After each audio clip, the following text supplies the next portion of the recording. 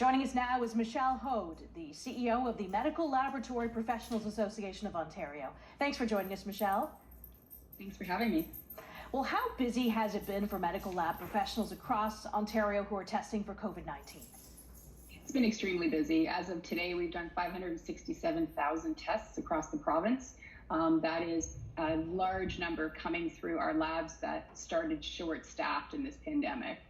Now, speaking of staffing, how many of those tests are being performed by lab technicians versus automated machines? So actually, there are two groups. There's technicians, those are the ones who actually collect the specimen, and then there are technologists. Those are the ones actually doing the testing. There's 6,300 of those across the province. So I guess the big question today is, why is the province not able to meet its testing targets?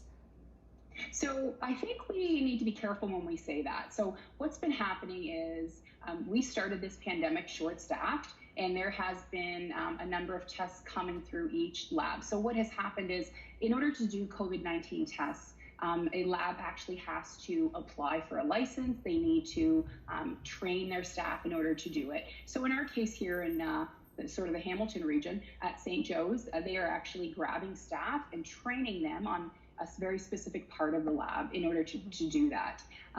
That started about 12 weeks ago, and every week an additional lab came on. So as of today, we have 40 plus facilities across the province that are doing testing. So I believe it was 2 weeks ago, we hit 19,000 tests. So depending on how many specimens come in, we process them and then provide those results.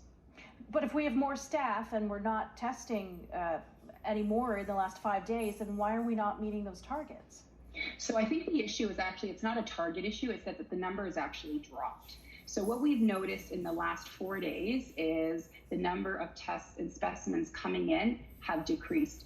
That, we believe, is actually due to the fact that it was the long weekend, and the Premier has actually changed the qualifications for testing. So if you exhibit any type of symptom, you're supposed to come in and get tested. We believe Ontarians probably chose to stay home.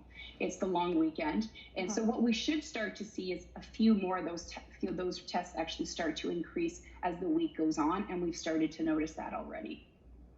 All right. Well, what does need to happen to get more testing completed?